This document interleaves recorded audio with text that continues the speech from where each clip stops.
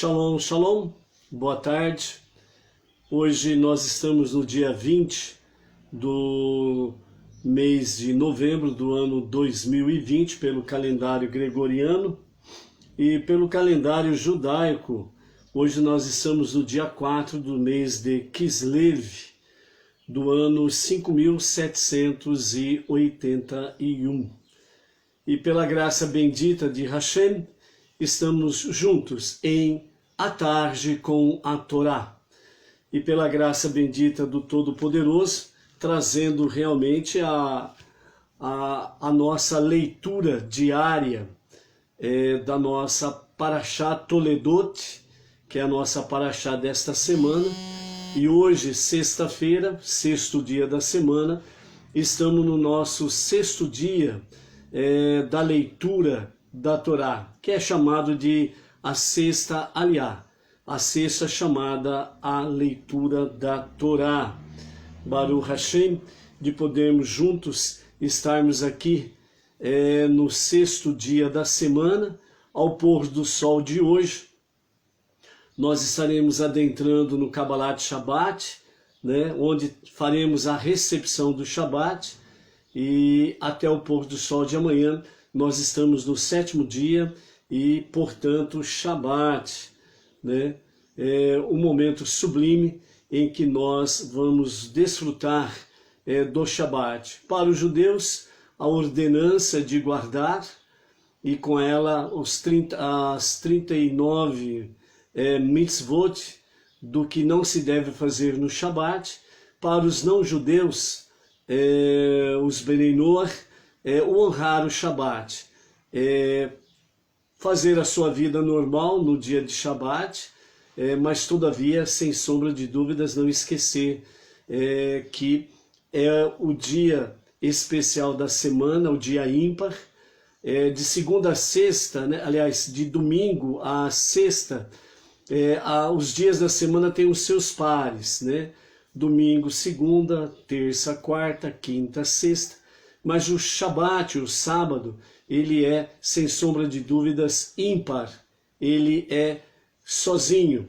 E com isso significa que o Shabat, ele é uma ilha no meio do oásis, né? Ele é o oásis no meio do deserto. Ele é a ilha em que está realmente diante dos turbilhões que a vida apresenta nos quadrantes da Terra. O Shabat é uma ilha de refrigério, lugar de segurança, onde podemos nos abrigarmos nos braços de Hashem e dessa forma descansarmos para a glória do nosso bom Deus, né? Louvamos o Eterno aí pelo Vinícius de Ribeirão Preto, São Paulo, interior de São Paulo, que está conosco nesse início à tarde com a Torá. A Marli Garcia de Formiga, Minas Gerais, e nós temos aí o Jangolê David, não sei se é exatamente assim que fala seu nome, David, né? Mas Shabbat Shalom, my friend, thanks. O David, né? Se possível, colocar aí o nome de onde você está nesta sintonia conosco aí, ok?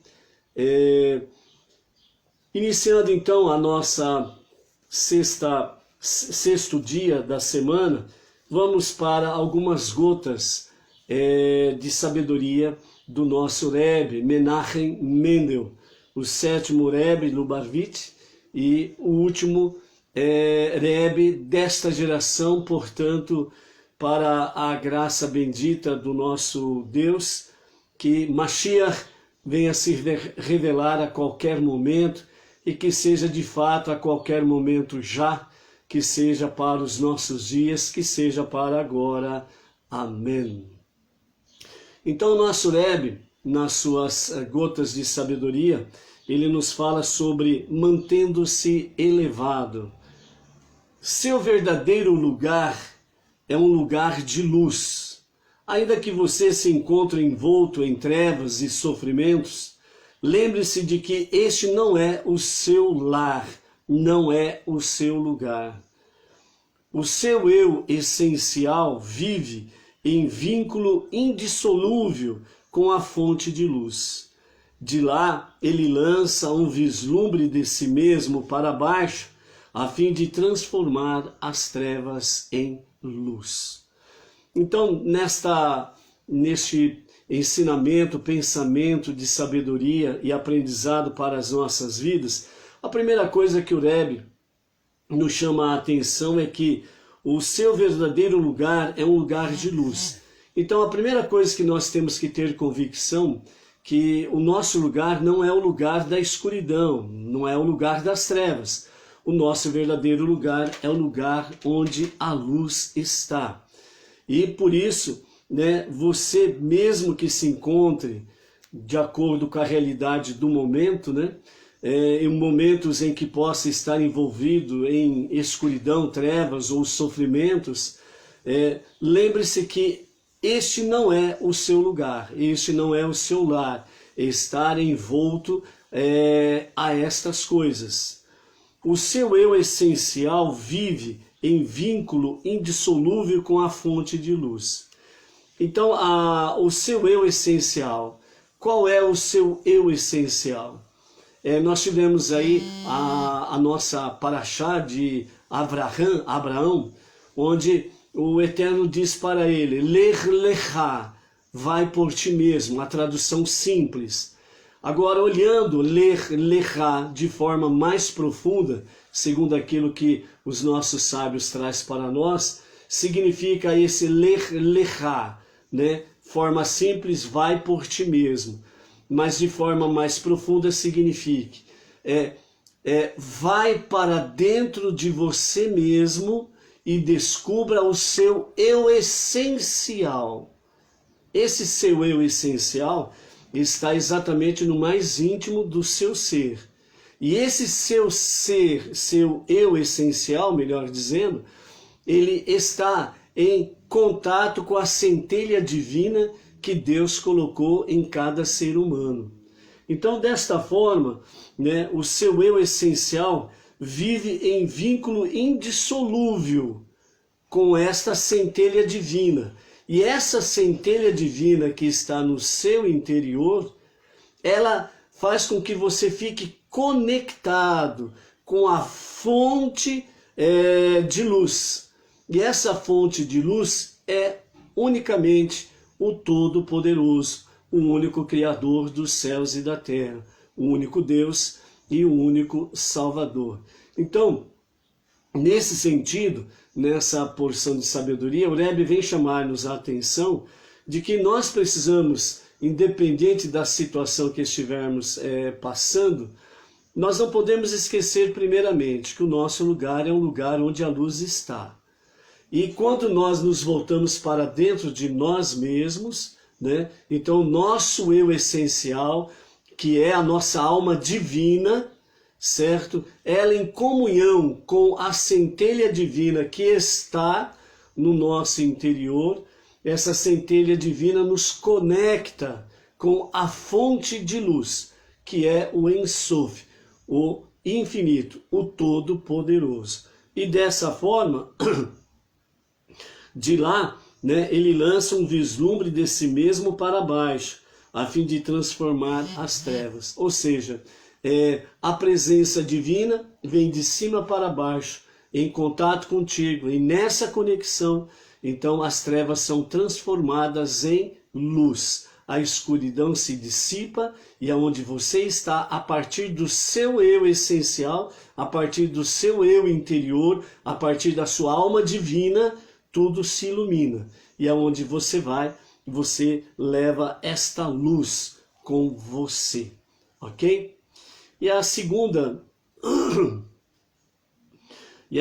gota de sabedoria do nosso Rebbe, ela diz assim, criando necessidade de sabedoria.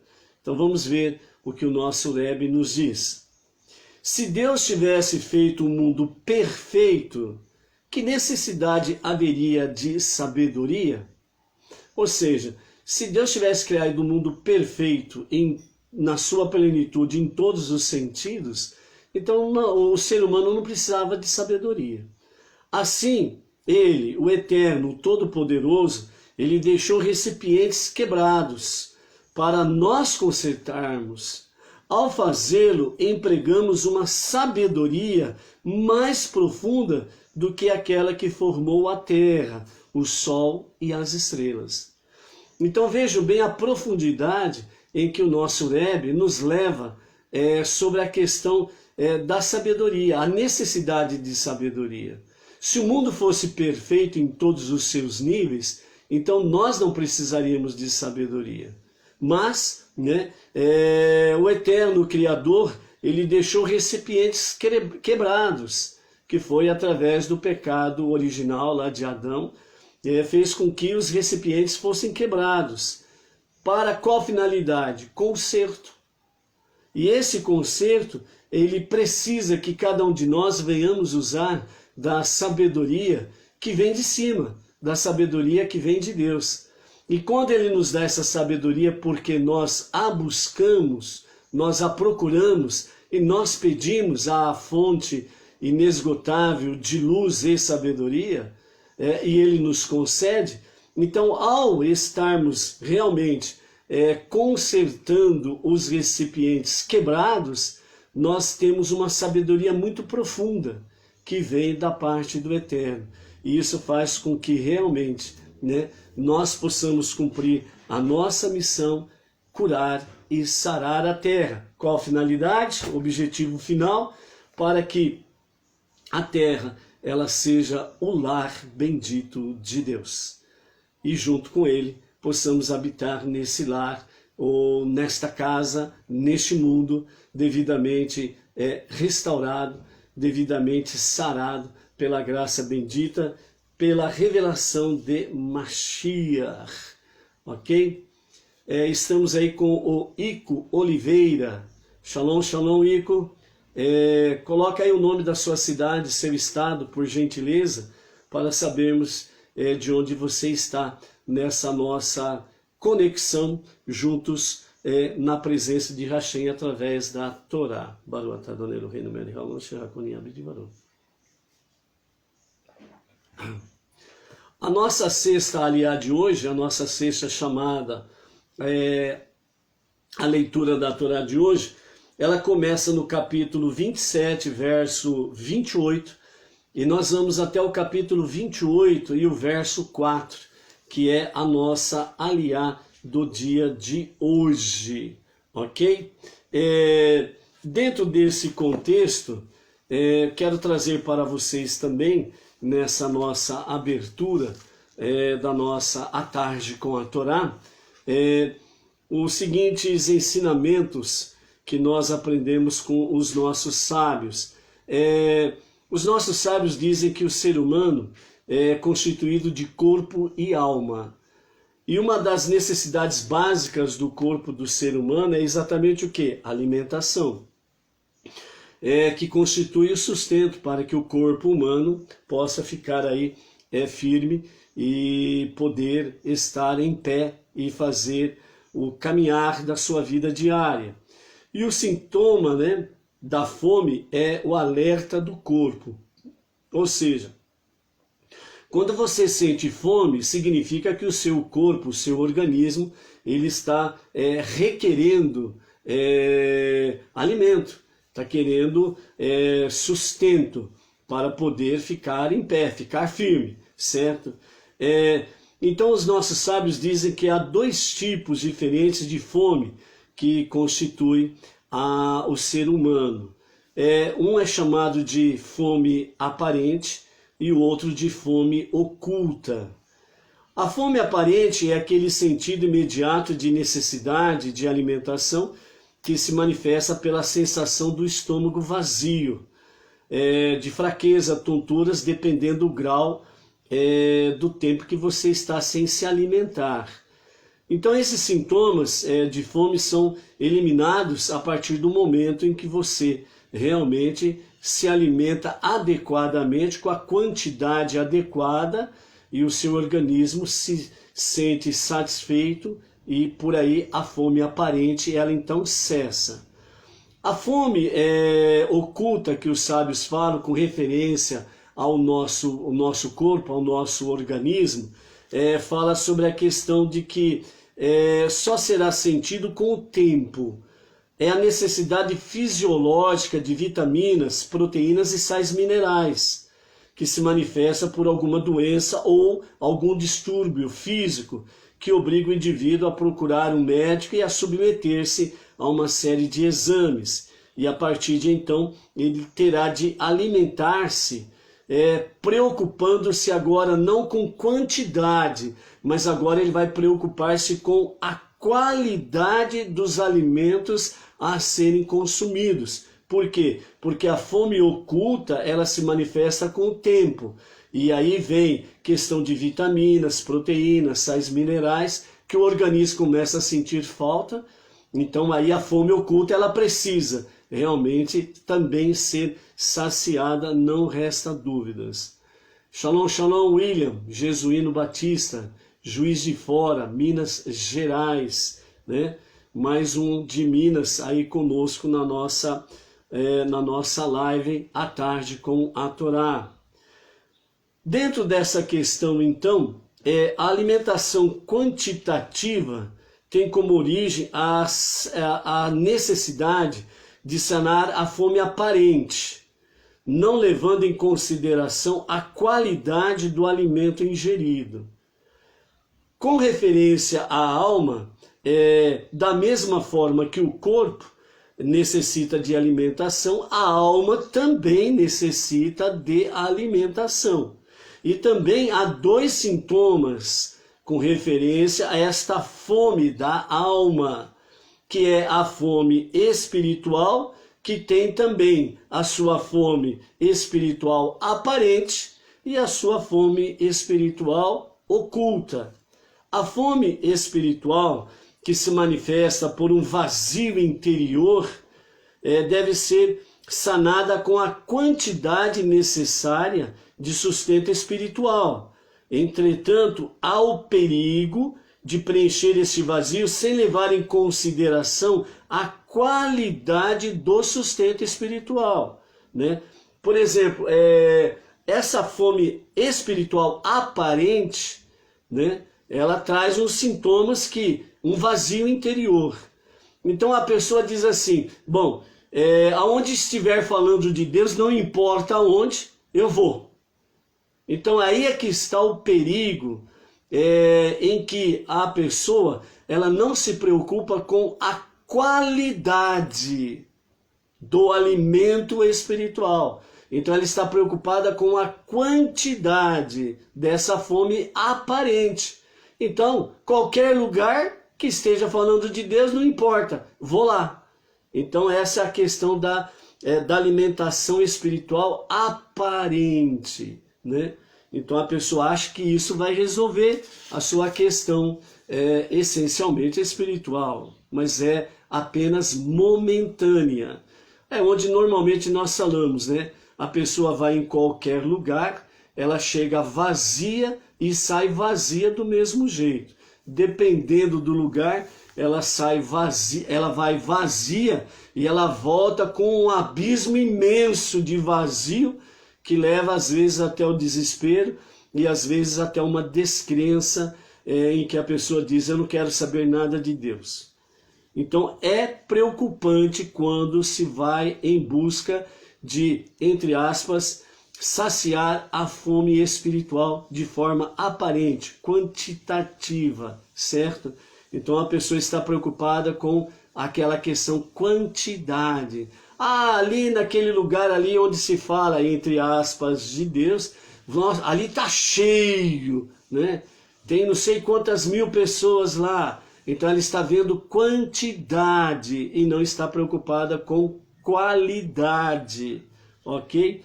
Então o indivíduo passa a preencher seu tempo de forma errada, com alimentos, entre aspas, que de fato não preenchem as verdadeiras necessidades espirituais, apenas momentânea. Então, por exemplo, uma leitura inadequada ou outra atividade qualquer que mate o tempo, apenas o tempo, né? E apenas quantitativamente, e não qualitativamente, né? Qualitativamente, melhor dizendo. Então essa é a fome aparente, né? Onde a pessoa simplesmente faz assim, ó, qualquer coisa está muito bom. E a fome espiritual oculta passa a ter os seus sintomas com o decorrer do tempo também. Ou seja, a pessoa está preocupada com a questão quantitativa, então ela vai hoje, vai amanhã, certo? Ela, no primeiro momento, sente uma grande alegria, depois retorna, já começa a ter um certo vazio de novo, amanhã volta, acontece a mesma coisa e vai indo. E daqui a pouco chega um ponto e fala assim, realmente não está resolvido o meu problema de ordem espiritual, né? Então, esses sintomas começam a aparecer com o tempo também, né? Algum tempo depois, alguns dias, algumas semanas, alguns meses, dependendo da pessoa que realmente está em busca, né? Então, eles manifestam-se por deslizes no comportamento, de forma que começa a apresentar para ele angústia, depressão, às vezes, dependendo da pessoa, até desespero, né? De não mais encontrar o sentido da vida, né? Onde que as pessoas falam assim, puxa vida, eu estou ainda ali naquela tal igreja, mas eu ainda não encontrei o sentido da vida. Eu vou e saio mais vazio do que quando eu fui. Então não está correspondendo à sua busca. Por quê? Porque você está buscando no lugar errado. Você não está buscando onde há qualidade de alimento, que realmente vem satisfazer a fome espiritual oculta. O sustento espiritual da fome oculta é condicionado a uma boa qualidade de alimento espiritual, que possa de fato preencher e nutrir a alma com conceitos e estudos de alto nível, certo? Então, quando você está num determinado segmento religioso e é sempre aquele batidão, bum, bum, bum, bum, né? Ou seja, você sempre fica lá ouvindo a mesma coisa, certo? Você sempre fica ouvindo a mesma coisa, aquele batidão, aquela coisa terrível, né? Onde se fala mais do inimigo do que do próprio Deus, né? Ali onde você se ouve mais falar sobre a questão de pecado, morte, destruição, inferno, sempre aquele mesmo batido, sempre aquela mesma pancada, sempre aquela mesma, entre aspas, né? Sempre aquelas mesmas acusações e nada de se elevar. Então, quando a sua alma encontra um lugar que começa a nutrir a sua alma, né, com conceitos fundamentais, segundo as Escrituras, segundo os 5 primeiros livros da Bíblia. Quando você vai para um lugar onde você possa ouvir estudos de alto nível da palavra divina, você percebe, porque a sua alma reage de forma diferente. Então aí é uma decisão que você precisa tomar e não voltar atrás. Quando você está num lugar que o batidão é sempre o mesmo, cuidado. Daqui a pouco a tua alma estará em sérios problemas. Por isso que tem muita gente aí que está seguindo, indo a segmentos religiosos diversos, e as pessoas estão envolvidas, né, em deslizes comportamentais. Estão sempre, entre aspas, né, sempre escorregando, né, sempre navegando na maionese, né, erra hoje, erra amanhã, erra depois da manhã, e, deslizes de comportamento, nunca se corrige. Pessoas que estão sempre envolvidas em angústia, depressão, pensamentos de suicídio, pensamentos negativos, pensamentos de destruição, pensamentos de morte. Por quê?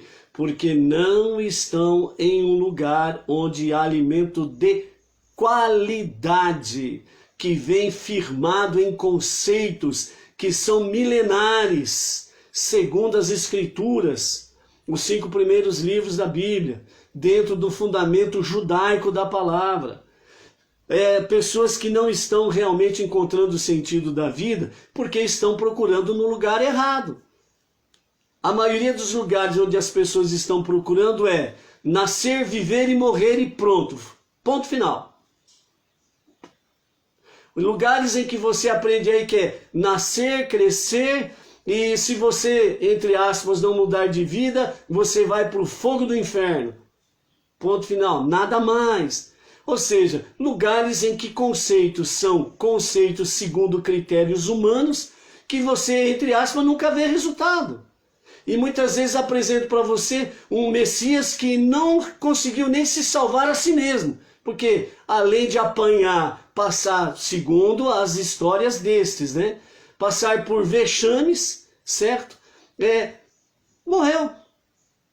Simplesmente isso. E a história da sua época não comprova absolutamente nada, né, desses Messias que se apresentaram por aí, certo? E o fundamento da Torá nos fala realmente que o Messias, quando ele se revelar, quando ele se manifestar, ele vem para trazer soluções.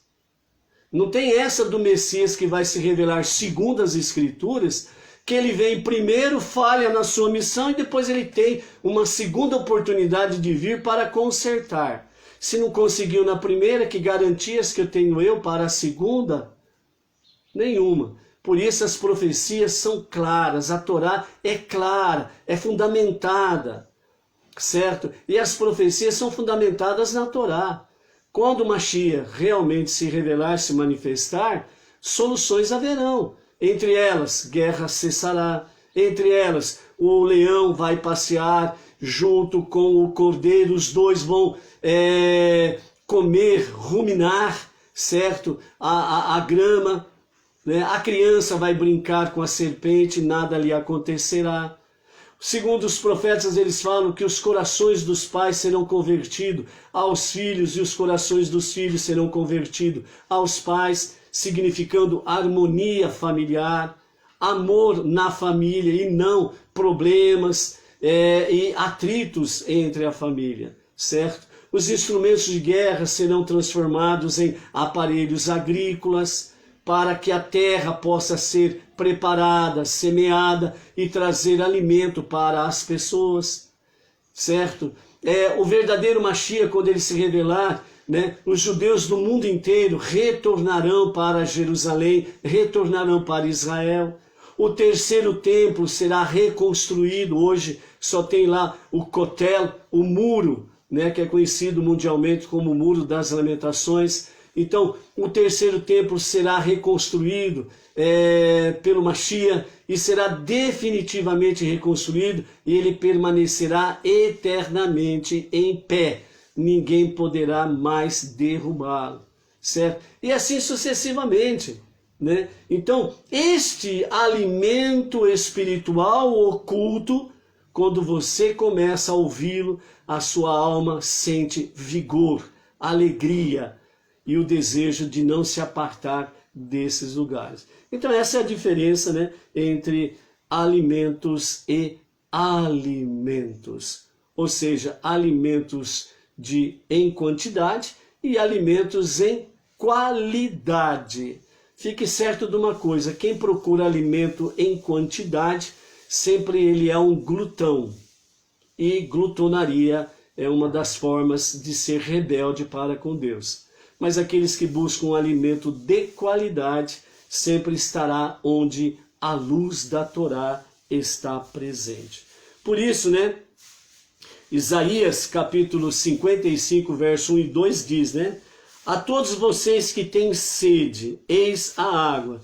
Vocês que não têm dinheiro, venham, abasteçam-se e comam gratuitamente, sem retribuição. Venham, abasteçam-se de vinho e de leite.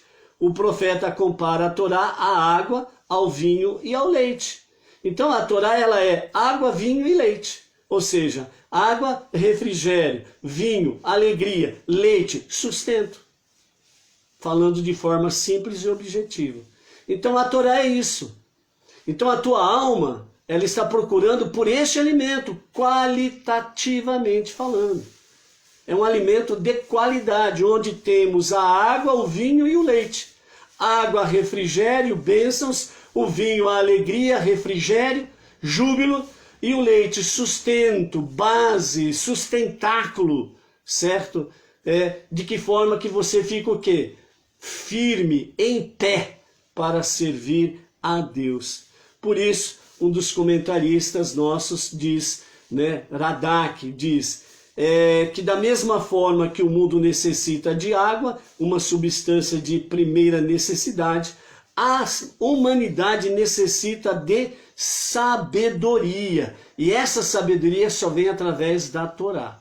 Sem a Torá não há como você ter realmente sabedoria. Então, assim como o indivíduo sedento necessita de água, a alma necessita do estudo e do cumprimento da Torá. Da mesma forma que o vinho alegra os corações, o estudo da Torá alegra os que a estudam. Assim como o leite é o alimento básico do recém-nascido, da criança, para o seu bom desenvolvimento físico, assim também o estudo da Torá é básico e fundamental para o progresso e o bom desenvolvimento da alma. Então, sem a Torá, você não tem água, nem vinho e nem leite. Ou seja, você não tem o alimento essencial para a sua sobrevivência, você não tem o alimento que alegra o teu coração e você não tem o sustento básico para um progresso e um bom desenvolvimento. Por isso que a Torá é água, vinho e leite. E finalizando aqui, o profeta Amós, no capítulo 8, verso 11, ele diz: dias virão, diz o Eterno, quando enviarei fome e a sede. Não será uma fome em busca do pão e nem sede em busca pela água, mas sim a necessidade de ouvir as palavras do Eterno. Essa profecia aqui, ela ainda não é plenamente, mas ela já está se cumprindo, essa profecia aqui, e ela já começou a se cumprir, essa profecia aqui, principalmente desde os dias do nosso Rebbe, quando ele assumiu a presidência do movimento Rabad. Então, nas décadas de 50, 60, 70, 80 e princípio de 90, essa profecia começou a se cumprir em nossos dias, para essa geração. E o nosso Rebbe, ele quebrou,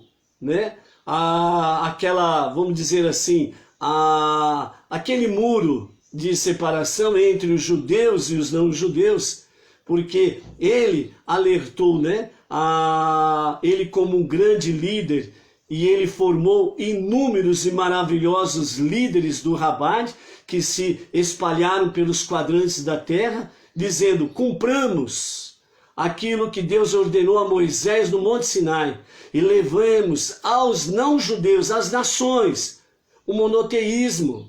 E dessa forma, desde então, o monoteísmo, com a base judaica da palavra, através do Rebbe e os grandes líderes que ele formou, desde então se espalharam nos quadrantes da terra e têm levado entre as nações a base judaica do monoteísmo. E você pode ver, principalmente nos últimos 20 anos, como isso está sendo palpável nos quadrantes da terra. Nunca se falou tanto em judaísmo e nunca se falou tanto em não-judeus vivendo uma fé monoteísta, ombro a ombro com os judeus. E esta é a realidade que nós estamos vivendo desde então. A profecia de Amós, capítulo 8 e o verso 11. Deus enviando ao mundo e às nações não mais a fome do pão e nem a sede da água, mas sim a necessidade de ouvir as palavras do Eterno. Por isso, para você, não judeu, que já chegou, nesta profecia de Sofonias 3:9, e junto com os hebreus, junto com os judeus, ombro a ombro vivendo o monoteísmo, sejamos esta luz para levar às pessoas este alimento de qualidade, o monoteísmo segundo a Torá. Ok? Shalom, shalom, Carlos Magno Andrade Reis, né? A Luciana Rodrigues também. Aqueles que não tenho mencionado o nome, vocês me desculpem, porque segundo o que vai aparecendo para mim aqui, a gente de vez em quando vai mencionando os nomes aí, mas depois, né, nós vamos lá no chat e vamos responder aí as questões, se houver, e também agradecer pela presença na nossa live, e aqueles também que depois estarão aí curtindo, compartilhando a nossa live, e depois que receberem o link, né, do YouTube, também compartilhando aí.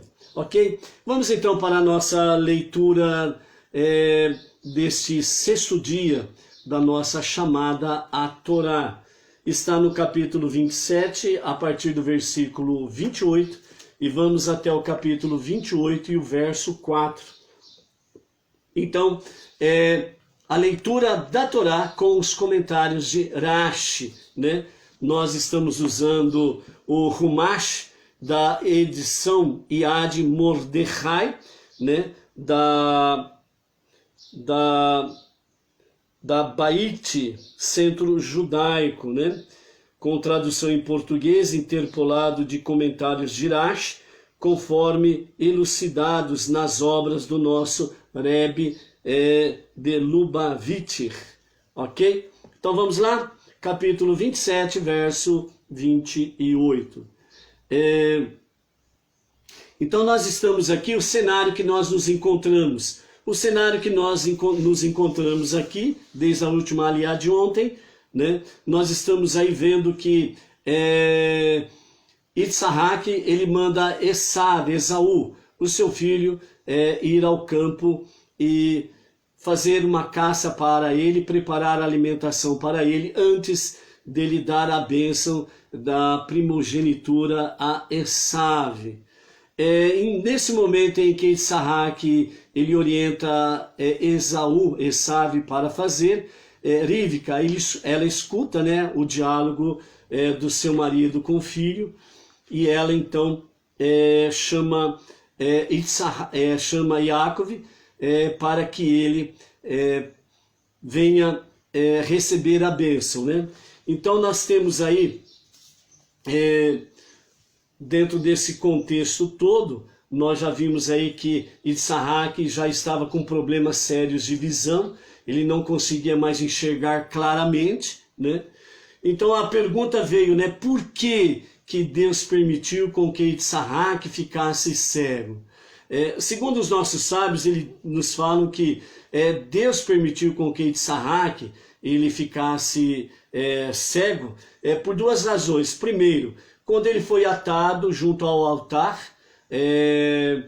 quando Abraão o levou para o sacrifício, naquele momento os anjos choraram e as lágrimas dos anjos caíram nos olhos de Yitzhak. Isso já começou a comprometer a sua visão. Depois que Esav casou com duas mulheres idólatras, e elas levantavam, né, incensos para a adoração dos seus ídolos, e aquela fumaça, né, ela ajudou ainda mais a provocar a cegueira de Yitzhak. Então os sábios falam que Deus permitiu isto, porque Deus não concordou com o plano de Yitzhak, que era de abençoar Esav, porque Esav ele era perverso e ele não seria digno de estar assumindo aí a liderança da família. E isso se comprovou a partir do momento mais ainda, né, além dele ser perverso nas suas atitudes, mas se comprovou ainda mais quando ele vendeu o direito da primogenitura a Yaakov por um prato de lentilhas, certo? Então, dessa forma, Yaakov ele tinha realmente todo o direito de ser abençoado, mas Yitzhak queria abençoar Esav e não Yaakov, né? Então, por isso Deus permitiu essa cegueira temporária, bem como também permitiu com que Rivka escutasse a conversa e preparasse Yaakov para a bênção. Então, a princípio o temor de Yitzhak era que ele morresse e não desse a bênção para o seu filho. Então ele orientou o que Esav precisava fazer. Esav sai para o campo para a caça, Rivka chama Yaakov e fala para ele, né? Seu pai vai abençoar o teu irmão mais velho, mas sei por uma profecia que a bênção cabe a você e não a Esav, porque Esav não merece. Mais uma vez nós vemos aqui a presença feminina, a presença da mulher, a verdadeira mulher, né? Dentro da história bíblica e dentro do plano divino. Primeiro nós vimos Sara falando para Abraão, manda Ismael e sua mãe embora, porque ele não vai herdar com o meu filho. Porque ela viu que Ismael era perverso também. E ele seria uma péssima influência para o seu filho Isaac. Então, Abraão não enxergou isso. E Abraão não queria mandar embora Ismael e a sua mãe. E então ele consultou Deus e Deus falou para ele, faça como Sara lhe diz. Porque Sara teve a visão profética que Abraão não teve. E aqui novamente nós estamos vendo o papel da matriarca, a semelhança de Sara, porque Rivka veio substituir Sara, certo? E Sara, ela tinha as mesmas qualidades, atributos espirituais de Sara. E mais uma vez nós vemos aqui o papel importante dos patriarcas com referência às matriarcas. E Rivka, ela viu por uma visão profética que a bênção competia a Yaakov e não a Esav. Então ela preparou todo o cenário para que Yitzhak, ele realmente tivesse a bênção divina. Shalom, shalom, Marli Garcia, de Formiga, Minas. É isso mesmo. Então, Rivka, ela chama Yitzhak, conversa com ele e fala para ele sobre tudo isso. Mas Yaakov, né, ele fica temeroso. Por quê? Porque o seu irmão é peludo e ele tem a pele lisa, certo? Então ele fala para sua mãe, né, que em vez de eu merecer a bênção, meu pai vai me amaldiçoar, porque ele vai descobrir que eu estou querendo enganá-lo, né? Mas a Rivka diz para Yaakov, ordeno que você me ouça e faça conforme eu lhe disser. Então, ela está ordenando. E ela prepara, então, né, os cabritos, porque era véspera de Pêssar. Eles estavam no mês de Nissan, no dia 14 de Nissan, véspera de Pêssar. Então, cabrito seria para o sacrifício de Pêssar, e o outro seria para a preparação da alimentação de Yitzhak antes da bênção. Então, Rivka orienta o que Yaakov precisa fazer para poder receber a bênção. Então, e dessa forma, então, ele vai à presença do seu pai, né? Então, segundo os nossos sábios, diz, né, que realmente Yaakov, ele ficou temeroso e começou a chorar. Mas Rivka, ela o acalmou, né? Acalmou, e ele ficou calmo, e ela disse para ele, faça como eu te ordenei, vá. Né? Então a determinação, né? A convicção, então ela estava nesse patamar. E ela transmitiu isso para Yaakov e ele foi então, né? E dessa forma, então, disse Rivka, né? Você deve ir e obter a bênção, mesmo que te seja difícil. Um dia serás patriarca de uma nação sagrada, ao povo judeu. Vai por consideração a eles, para que eles sejam abençoados através de você.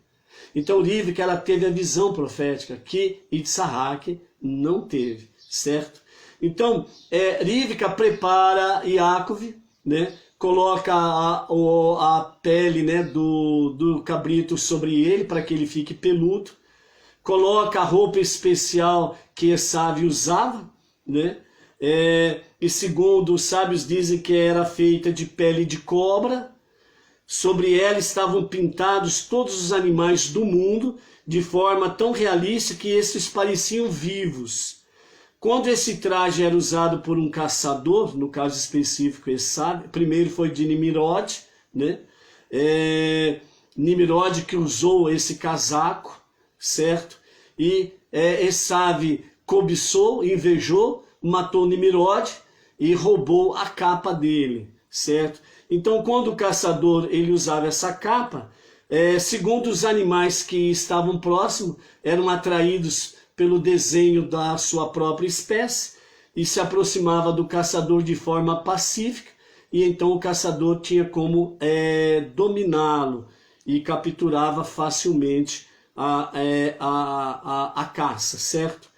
E esse maravilhoso traje de caça havia sido dado por Deus a Adão, certo? Nimrod tomou posse de Adão e Esav tomou posse de Nimrod.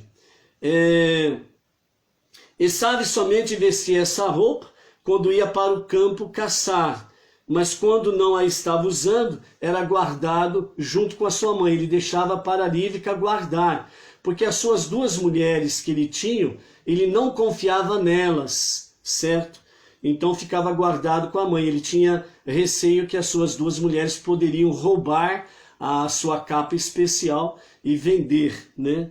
Então, Esav, neste dia específico, ele não vestiu o traje para a caça, porque o seu pai lhe havia ordenado que fosse caçar com as suas próprias armas e não com a roupa, certo? Então, dessa forma, ele não foi com a capa. E Rivka pegou a capa para dar a Yaakov, para poder receber a bênção. E aí, ele vai na presença do seu pai Yitzhak para receber a bênção, então, né? Então, aí, continuando, no versículo 28 do capítulo 27, que Deus, por isso, te conceda todas as seguintes bênçãos, mais a capacidade de tirar o máximo proveito delas e aumentá-las por ti mesmo. Contudo, independentemente do que ele te conceder, o Eterno te conceder, que o dê a ti apenas se mereceres, pois sei que tu e teus descendentes aceitareis sua justiça, a justiça do Eterno, sem questionar. Além de já ter dado a ti a fragrância de um campo abençoado, que o Eterno te dê, primeiro, o orvalho dos céus, segundo, da abundância, isto é, dos melhores frutos da terra, terceiro, uma profusão de grãos, quarto, vinho, quinto, que todos os povos te sirvam, sexto, nações se curvem diante de ti, sétimo, que sejas senhor de teus irmãos, oitavo, os filhos de tua mãe se prostrem perante ti, ainda que te possa te parecer no princípio que tua vida é amaldiçoada, tem certeza de que, no fim, és abençoado. Nono, aqueles que te amaldiçoarem serão malditos. E décimo, os que te abençoarem serão benditos. Essas são as 10 bênçãos em que a alma de Yitzhak abençoou Yaakov. Foi justamente então quando Yitzhak terminou de abençoar Yaakov, que Yaakov mal saíra da presença de Yitzhak, seu pai, que o seu irmão Esav voltou de sua caçada. Ele também preparou as iguarias e levou-as a seu pai, e ele disse a seu pai, que meu pai se levante e come da caça de seu filho, para que me des a bênção de tua alma. Verso 32, Yitzhak, seu pai, perguntou-lhe, quem és tu? E ele respondeu, eu sou o teu filho primogênito, Esaú. Issaque estremeceu, tomado de um grande espanto. Nesse momento, ele também teve uma visão do purgatório, se abrindo sob os pés de Esaú. Disso ele deduziu que era mesmo Esaú que estava à sua frente. Portanto, ele perguntou: então quem era e onde está aquele que apanhou uma caça e trouxe-a para mim, e eu comi de tudo antes de tua chegada e o abençoei? Milagrosamente, senti na comida que ele me serviu todos os sabores que desejava encontrar. Logo, embora ele tenha obtido minha bênção enganando-me, compreendo agora que, de fato, era o que a merecia. Então ele realmente será abençoado. Contudo, Issaque ainda temia ter cometido um erro terrível ao abençoar Jacove, pois Esaú, afinal de contas, era o seu primogênito. Quando Esaú escutou as palavras de seu pai, soltou um grito extraordinariamente forte e amargo e disse a seu pai: abençoa-me também, meu pai. Ele respondeu: teu irmão veio com astúcia e tomou tua bênção. Esaú disse: por isso lhe foi dado o nome Jacove, que vem do verbo acave, enganar, num prenúncio de que um dia ele me enganaria 2 vezes. Ouvindo isso, Issaque indagou: o que ele te fez da primeira vez? E Esaú respondeu: ele tomou meu direito de primogenitura e agora, vê, tomou também minha bênção. Se é assim, disse Issaque, não cometi nenhum erro, pois realmente abençoei meu primogênito.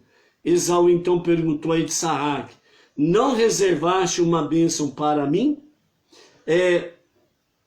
Quando Issaque, segundo o comentário de Rashi, ouviu, a resposta de Esaú, que tinha vendido o direito da primogenitura, lá pelo prato de lentilha, então a resposta de Issaque foi: então não cometi erro nenhum. Então, de fato, eu abençoei o primogênito. Por quê? Porque Esaú passou o direito de primogênito da primogenitura para Jacove. Então, Issaque teve a certeza que não tinha cometido nenhum erro, que de fato ele abençoou o primogênito, porque Jacove tinha o direito da primogenitura. Verso 37. Então, Issaque responde a Esaú, quando ele diz no verso anterior, se não havia nenhuma bênção para ele. Então, verso 37, Issaque responde dizendo a Esaú: que bem te fará uma bênção agora? Eu fiz dele o teu senhor, e dei a ele todos os seus irmãos como servos, de modo que tudo que te pertence, até os teus filhos, agora será automaticamente dele. Eu o supri de grãos e vinho. Então o que resta que eu possa fazer por ti, meu filho? Esaú disse a seu pai: acaso tens uma só bênção, meu pai? Pai, abençoa-me também. E Esaú chorou alto. Issaque, seu pai, então respondeu e disse-lhe: muito bem, eu te abençoarei como pedes. Contudo, quando bendisse Jacove, estipulei que minhas bênçãos só teriam efeito se ele as merecesse, pois percebi que ele aceitaria a justiça de Deus sem questionar. No entanto, tu e teus descendentes não sereis tão tolerantes com a vontade de Deus. Temo que vos rebelareis contra Deus, caso ele não vos conceda o que pensais que mereceis. Portanto, quer mereças, quer não, bendigo-te, tua morada será abençoada com a abundância da terra e com o orvalho dos céus. Tua terra pertencerá a teu irmão, e tu o servirás. Porém, mesmo assim, viverás confortavelmente. a pátria futura de teus descendentes mais poderosos será a fértil península italiana. Ou seja, os descendentes de Esaú, Edom, são da península italiana. Ou seja, Roma é da descendência de Esaú, certo? Então aqui está a descendência de Esaú, né? Por isso que Roma, né, com todo o seu império, no ano 69 da nossa dispensação, violentamente e cruelmente destruiu Jerusalém e o templo em Jerusalém, certo? Por quê? Porque os descendentes de Jacó, de Jacó, por não estarem obedientes aos mandamentos do Eterno, não foram merecedores da bênção, né? E aí, então, Jacó não estava reinando, os dois não podem reinar juntos, nem Jacó nem Esaú juntos. Então, quando houve uma queda espiritual de Jacó, então Esaú prevaleceu. E, como vamos ver na continuidade aqui, né, Esaú nutriu um grande ódio mortal contra Jacó. E isso significa um ódio que foi passando de geração em geração, e isso trouxe o quê? Um ódio contra os descendentes de Jacó, os judeus. Então, no ano 69 da nossa dispensação, da Era Comum, né, General Tito, com as suas legiões romanas, de forma terrível e cruel, destruiu Jerusalém, matou centenas e milhares de judeus. Segundo a história, os historiadores falam que a legião romana, ela chegou a matar em torno de 1 milhão de judeus naqueles dias de guerras contra Jerusalém. Então, por aí vocês verem, né, a ideia da noção da mortandade que aconteceu naqueles dias. Continuando, verso 40. Viverás por tua espada e servirás a teu irmão. No entanto, quando vires Jacó e os seus descendentes pecando, e, portanto, justificadamente te afligires por terem sido eles os principais receptores das bênçãos, terás permissão para lançar o seu jugo sobre o teu pescoço, e temporariamente te livrarás de seu domínio, apesar de que, em essência, continuarás sendo seu servo. Temporariamente, né? Aparentemente, parece que Esaú e os seus descendentes, por algum tempo, aparentemente prevalecem sobre os judeus, mas é apenas aparentemente e temporariamente. Mas, de forma eficaz, Esaú e os seus descendentes continuam sendo realmente servos de Jacó.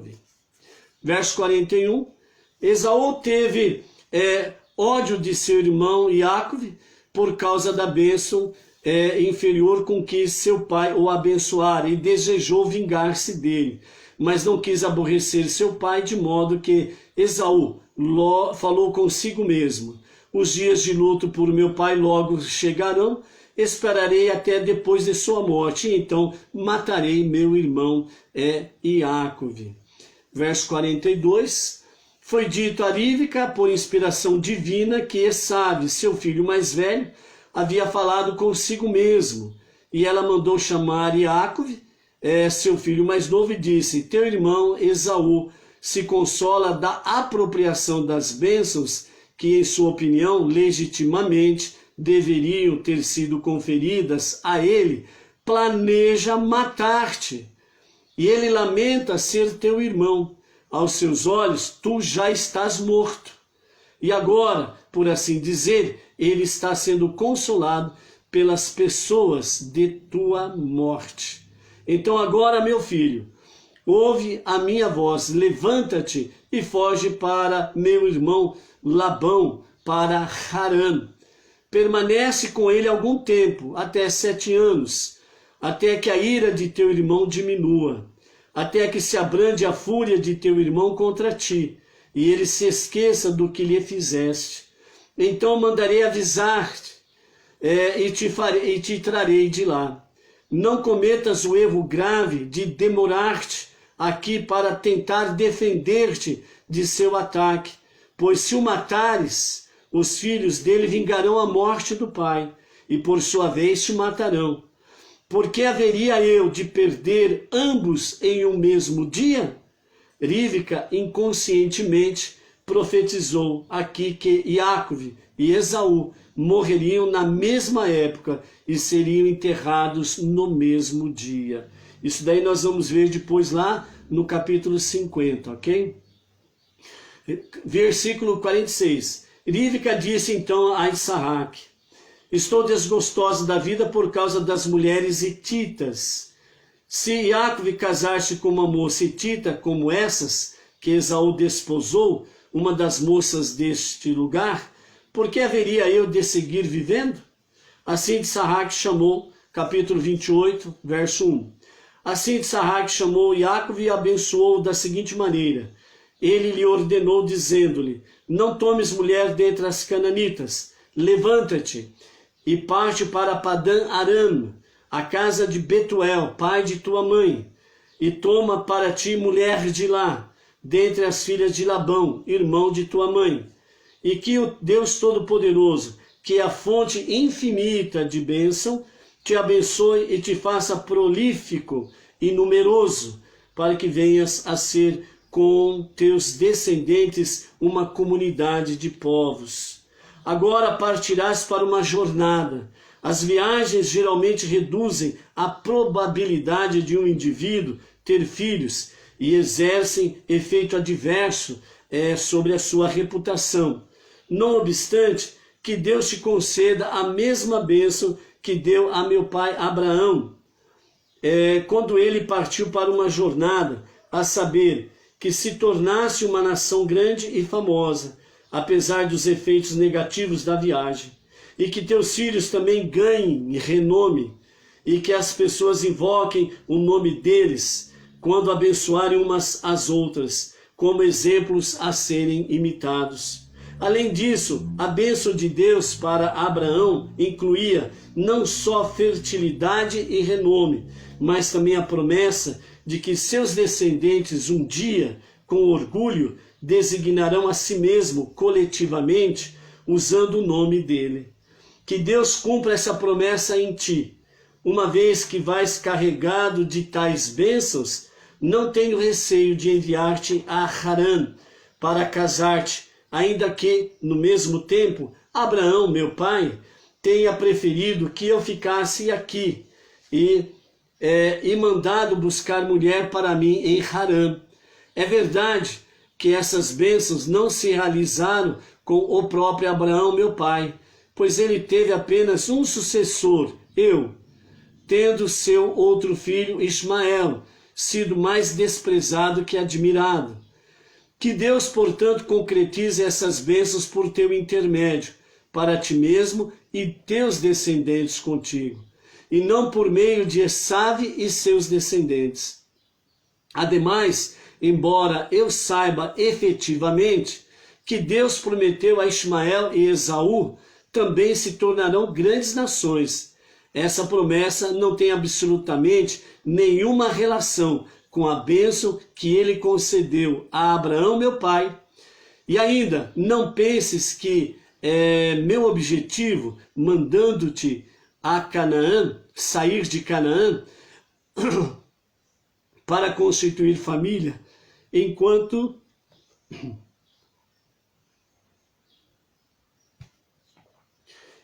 Esaú permanecer aqui, seja que ele venha herdar a terra. Ao contrário, especificamente, porque estou transmitindo a bênção de fertilidade de Abraão para ti, tu tomarás posse da terra em que tens residido como estrangeiro, que Deus de Abraão vos dê estas bênçãos e esta posse da terra. Então, dessa forma aqui, nós encerramos a leitura, a sexta leitura, a sexta aliá para a leitura diária da Torá, certo? Então, o pensamento de Rivka era que Yaakov, ele voltaria com uma esposa, né? E a esperança dela era que os irmãos pudessem realmente assim se reconciliarem, né?